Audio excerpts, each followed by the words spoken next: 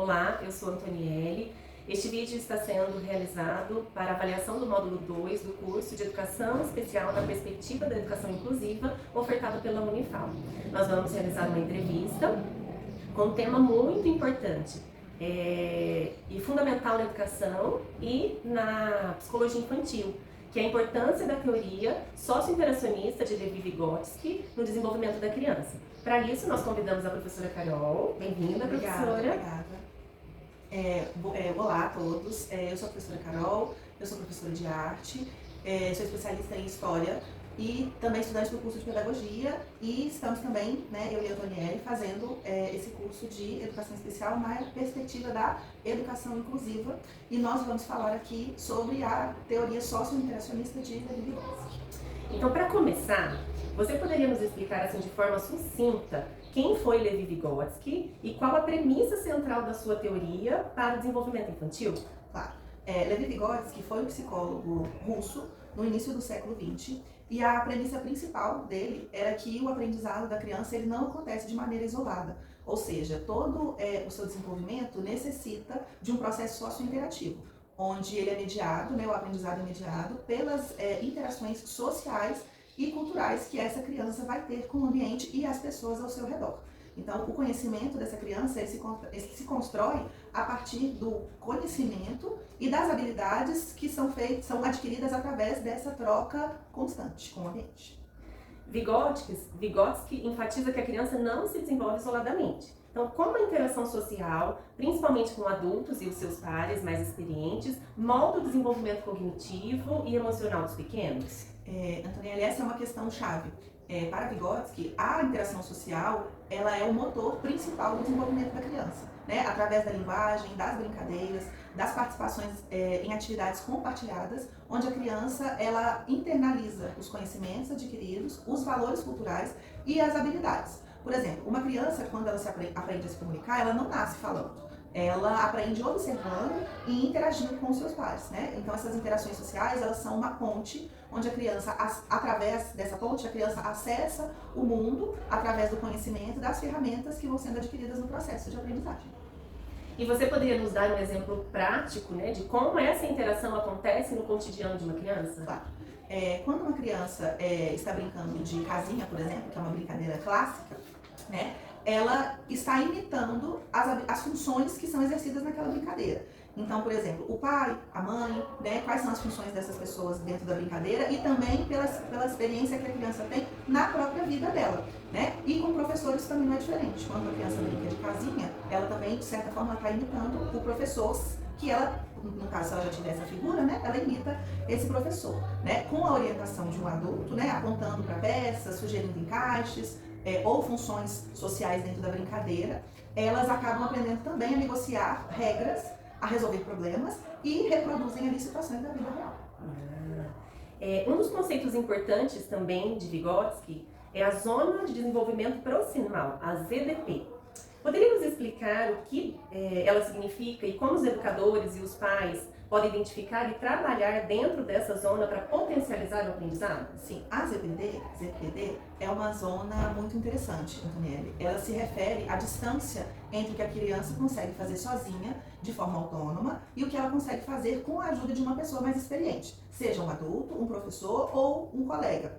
É nesse espaço de quase conseguir fazer alguma coisa que o aprendizado efetivo acontece. Para trabalhar dentro da ZPD, os pais e educadores precisam oferecer o que Vygotsky chamou de andaime, que é um apoio temporário ajustado à necessidade daquela criança. Isso significa também dar dicas, fazer perguntas que guiem o pensamento, que ajudem a modelar a tarefa e até simplificar algumas etapas do processo, sempre com o objetivo que a criança internalize aquilo que foi aprendizado, naquela habilidade, para que ela consiga realizá-la sozinha no futuro. Por exemplo, se a gente for ensinar uma criança a andar de bicicleta, você consegue segurar a bicicleta no início, como aí a gente tem o andaime, que o Vygotsky diz, e depois você solta por alguns segundos, até que essa criança consiga se equilibrar sozinha na bicicleta.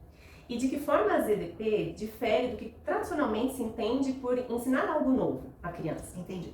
A grande diferença da ZPD é que ela não foca apenas no que a criança já sabe.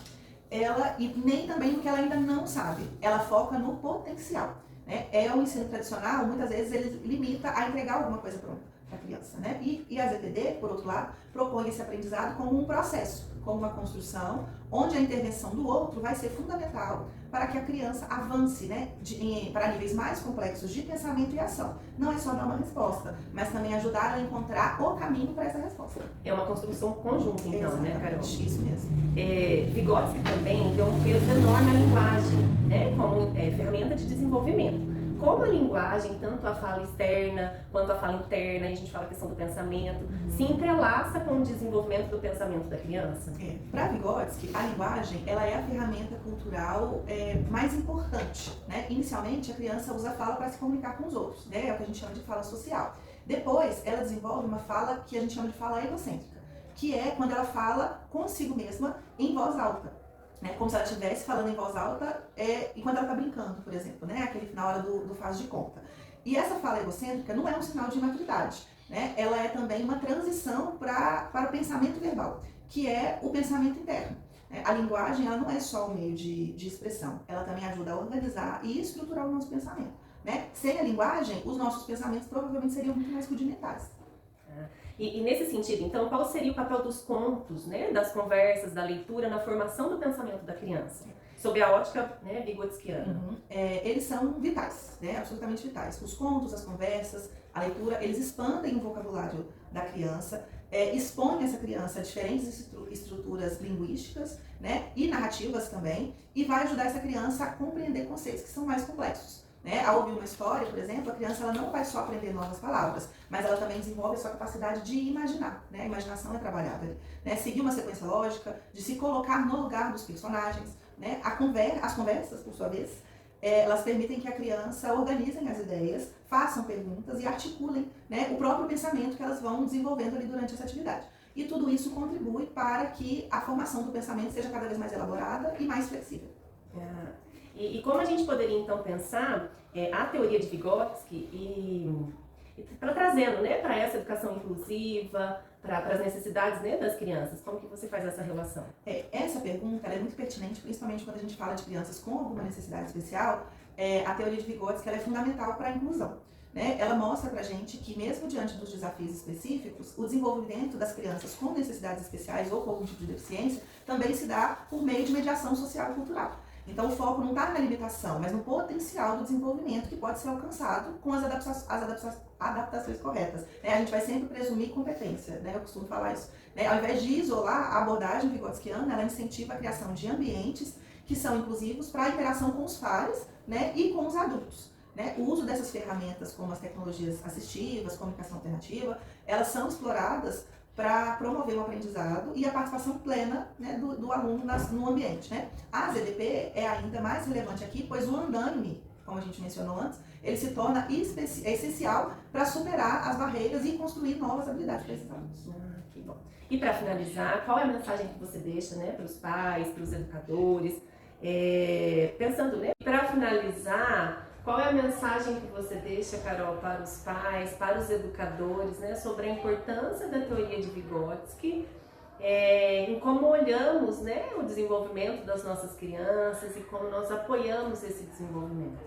A mensagem principal, Antonielli, é que a gente precisa olhar sempre para essas crianças como seres ativos e sociais, né, que vão aprender e se desenvolver, cada uma dentro das suas especificidades, né, nas interações sociais. É fundamental que a gente ofereça um ambiente rico de estímulo, como a gente tem aqui, né, na nossa sala, oportunidades de interação e, sobretudo, estar disponível para mediar essas interações que vão acontecer, principalmente no ambiente escolar, né, que é o nosso local, né, principal. Acreditem no potencial das suas crianças, ofereçam o apoio necessário na ZDP, né, sem subestimar suas capacidades. O afeto, o diálogo e o brincar são ferramentas essenciais e muito poderosas nesse processo, né, de desenvolvimento.